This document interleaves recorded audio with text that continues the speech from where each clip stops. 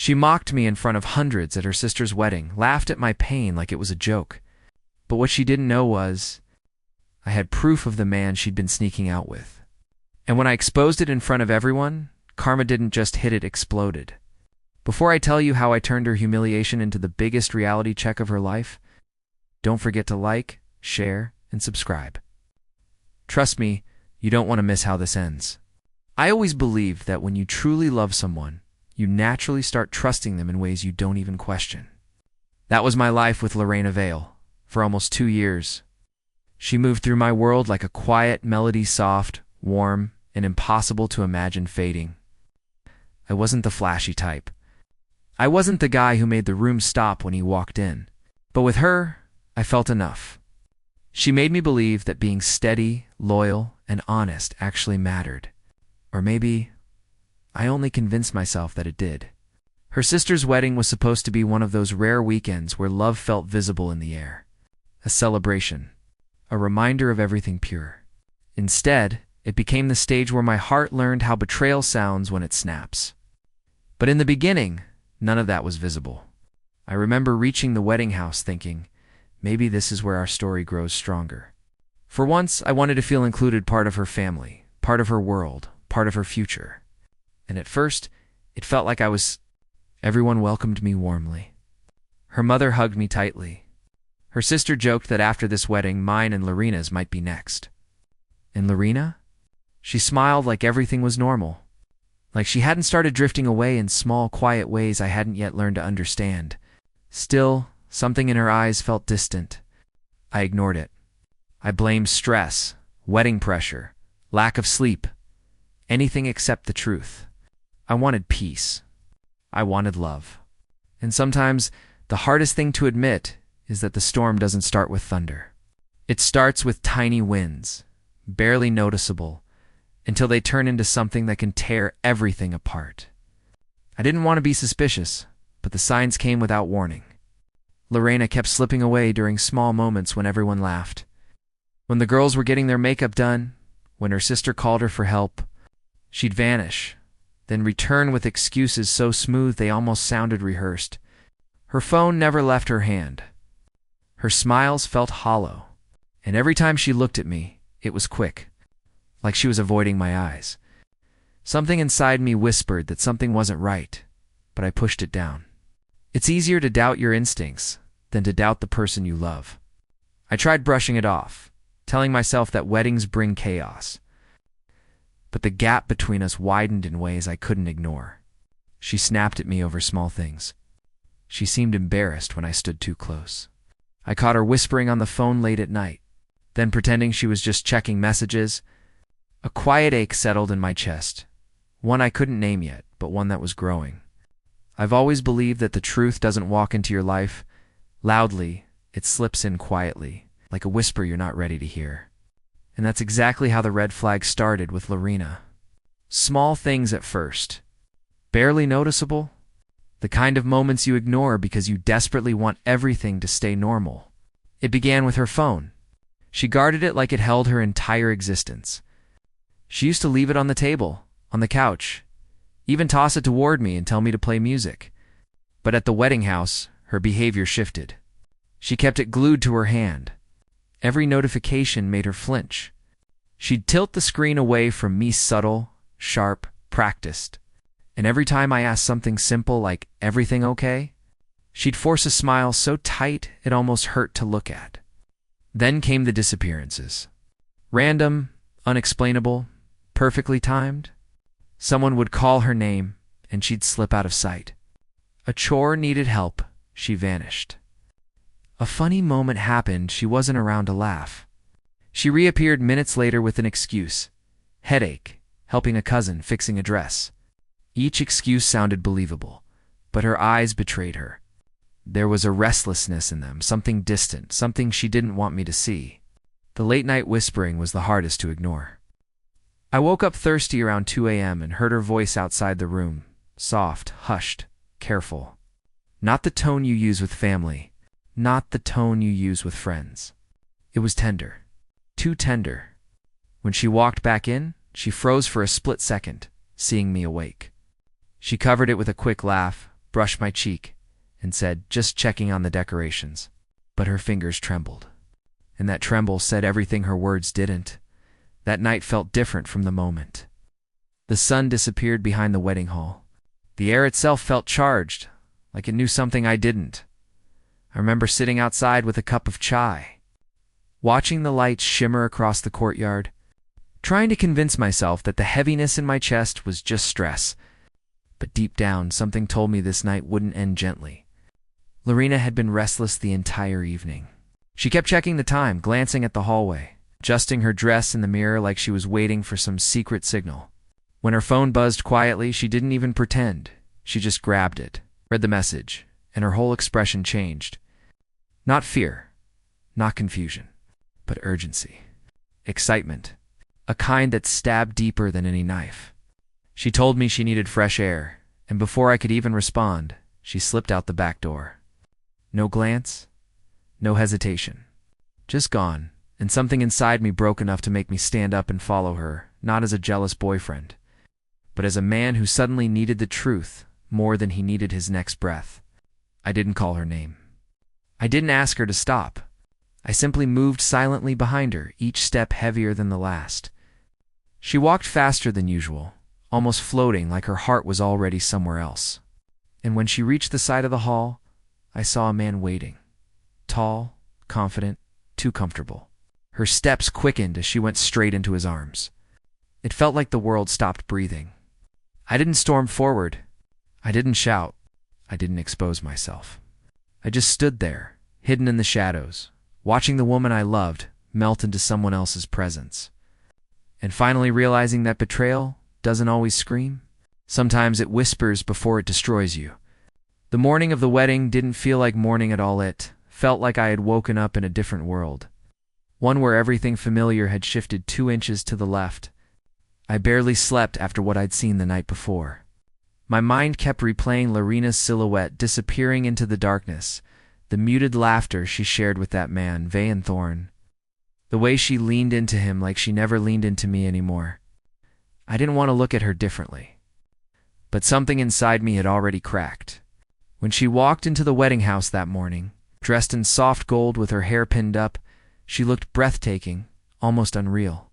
But the moment her eyes met mine, there was no guilt, no hesitation, not even the fake sweetness she usually carried. Instead, a strange sharpness flashed across her face, like she suddenly remembered she didn't need to pretend. "Javron," she said flatly, adjusting her earrings without looking at me, "just don't do anything weird today, okay? This day is important. Don't make it about you." The words hit harder than she realized, or maybe harder than she cared to realize. I forced a nod, swallowing everything I wanted to ask, everything I wanted to scream, everything I now knew. She brushed past me like I was a piece of furniture in her way. It's not the man who stayed up nights comforting her, not the man who believed her lies more than she believed them herself. All morning, she treated me like a burden she had to drag along. She snapped when I offered help, rolled her eyes when I asked simple questions, acted like my presence embarrassed her. And the more she pushed me away, the clearer it became. Lorena wasn't hiding guilt. She was hiding confidence. Confidence that I would never discover the truth. Confidence that I would stay silent. But the real twist was already unfolding silently inside me because I wasn't the same man she betrayed last night. I've always believed that when someone you love hurts you, it's usually in private, quiet cracks, quiet disappointments. But that day, at the wedding, Lorena taught me how humiliation feels when it's delivered in front of a crowd, wrapped in laughter and sharpened by pride. I can still remember the sound of the music fading behind me as everyone gathered for family photos. People were smiling, adjusting their outfits, fixing small details. I stood beside Lorena, hoping for even a moment where we felt like a team again. Instead, she turned toward me with a look that felt colder than the air-conditioned hall.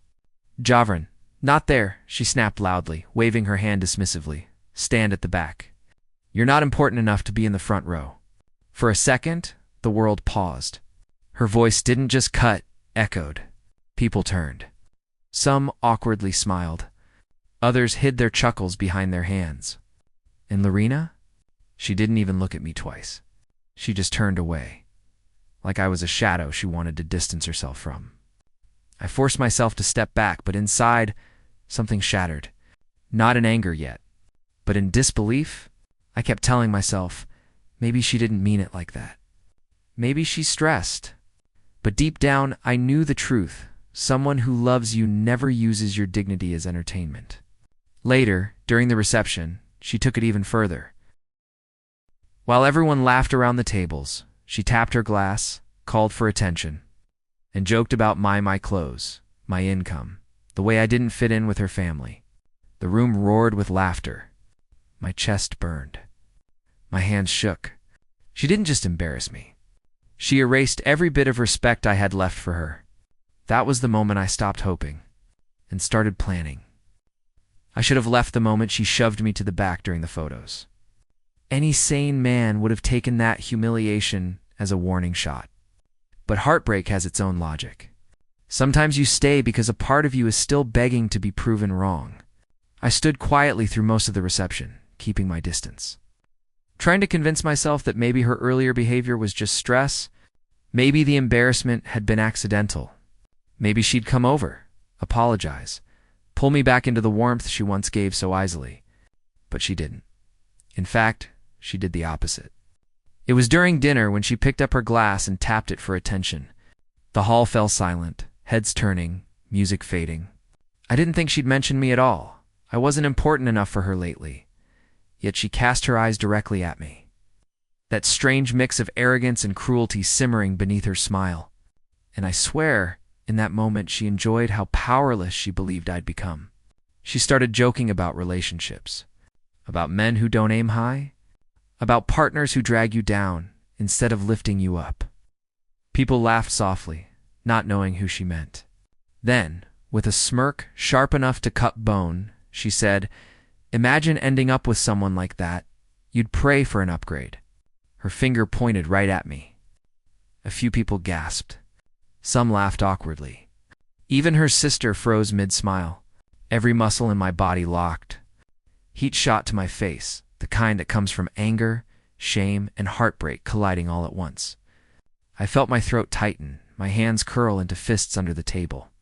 That was the moment something in me finally shattered, and something colder, sharper, and far more controlled took its place. It wasn't pain anymore. It was resolve. And karma had just chosen its battlefield.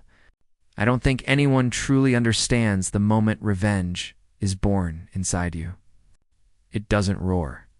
It doesn't scream.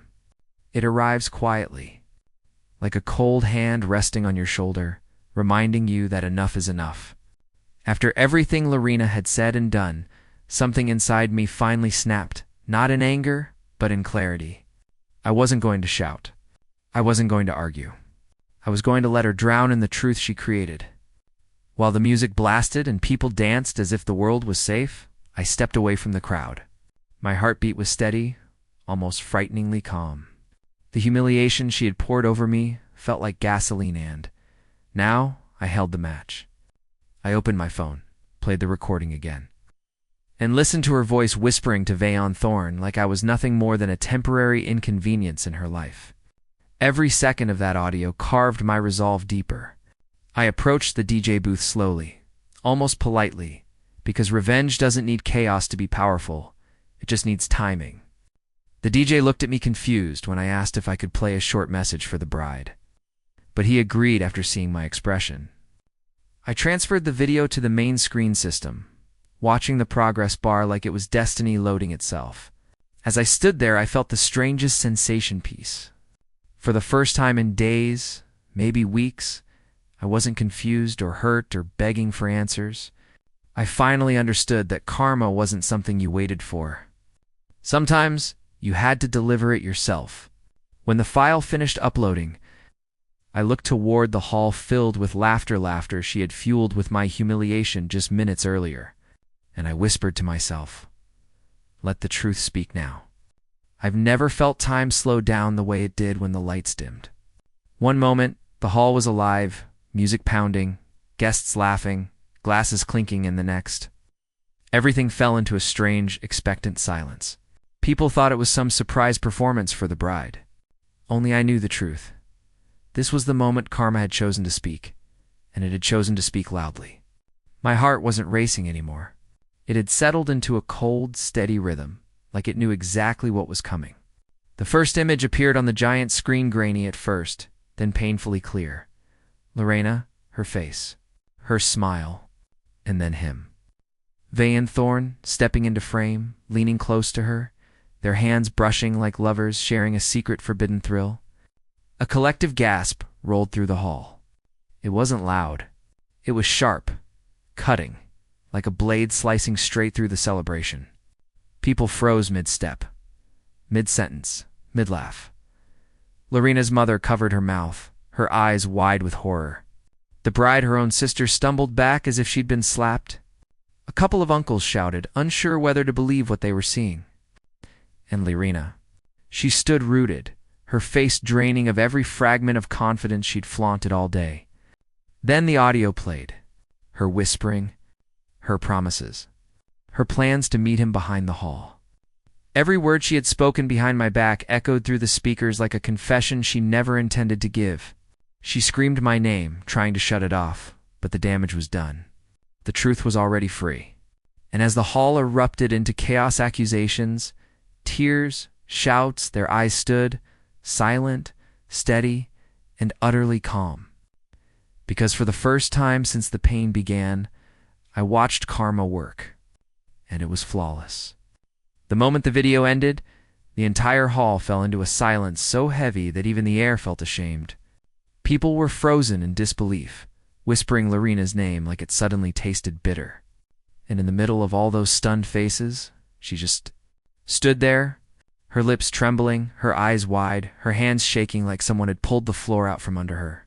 For a second, I almost felt sorry for her, almost. Then she snapped. She lunged toward me, eyes blazing, voice cracking with rage and panic. "Why would you do this to me, Javron? Are you insane?" Her fingers curled around my sleeve, desperate, clawing for some kind of explanation that didn't make her the villain. But I didn't move. I didn't flinch. I just looked at her, finally seeing the person she'd been hiding all along. People pulled out their phones. Some gasped. Some covered their mouths. Vayon tried slipping out the back like a coward, but someone blocked him. And there I stood, right in front of her, calm, steady, and done. "You humiliated me first," I said quietly, but the mic carried my voice across the hall like thunder. "You mocked me, treated me like I was nothing, and all while sneaking out with him." Pointed toward Vayon, heads turned. He froze. Lorena's face crumbled. She tried denying it, babbling, shaking, begging. "Javron, please. It wasn't like that. I swear, you lied," I said. "You broke something you can't rebuild." Her father reached us, his face red, burning with disappointment deeper than anger. The slap he gave her echoed louder than the speakers. She collapsed into sobs. The bride cried to her, day ruined by a betrayal she never asked for. And I just walked away, leaving her to face the karma she created. I left the hall before chaos fully consumed it, but the echoes of the destruction followed me like shadows. The laughter, the smiles, the perfect wedding everyone had anticipated, all vanished, placed by whispers, gasps, and a heavy, suffocating silence. The bride's face was pale, tears streaking her makeup as she clutched her bouquet like a lifeline. Her joy had been stolen in moments, replaced by confusion and anger she never deserved. I could feel the weight of every broken expectation, every shattered smile, as I quietly walked out, keeping my composure even as my chest burned. Guests murmured in disbelief, pointing toward the screen still replaying Leorena's betrayal. Some whispered about Vayan being escorted out, some about Lorena herself crumbling under the weight of everyone's judgment. The wedding planner frantically tried to regain control. It was useless. The air was thick with humiliation, heartbreak, and outrage. I knew that even if I walked away now, the memory of what I'd revealed would echo through the family forever. Lorena's family was in disarray. Her mother had sunk into her chair, shaking, while her father glared with a mix of fury and disappointment that cut deeper than any slap ever could. Her sister, the bride, kept apologizing to anyone who would listen. Grief and embarrassment etched into her every word. And me? I felt a strange combination of relief, sorrow, and vindication. The silence that surrounded me as I stepped outside was almost sacred finally. Peace after the storm I'd silently prepared for so long. I didn't gloat. I didn't rub salt into the wound. I simply allowed the truth to speak for itself, letting karma do its work in the most public, unavoidable way possible. Walking away from the shattered celebration, I realized something. Justice isn't always loud, but when it lands, it leaves no one untouched. And for the first time that day, I felt a strange kind of closure. Days passed, but the echo of that wedding never faded. Lorena tried calling once, twice, thrice. Every time I ignored the notifications, letting them pile up like evidence of a chapter I refused to reopen. Her texts were desperate, pleading, sometimes angry, sometimes apologetic, but I didn't answer. I had nothing left to say to someone who had humiliated me so publicly, who had broken trust in ways no apology could ever heal. Karma had done its work, and I didn't need to add my own bitterness to the mix.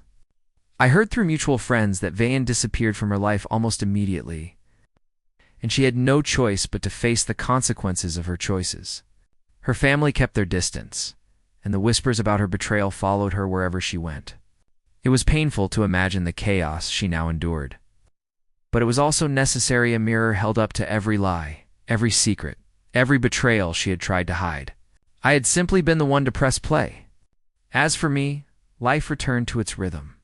I didn't seek revenge beyond that moment because the immense satisfaction wasn't in retaliation, it was in the truth finally surfacing. Walking through my days, I felt lighter, freer. I started rebuilding what I had almost let break. My confidence, my self-respect, my sense of what I deserved. And in that, I discovered a strange kind of peace. Sometimes I think about that wedding, about the humiliation, about the anger that nearly consumed me.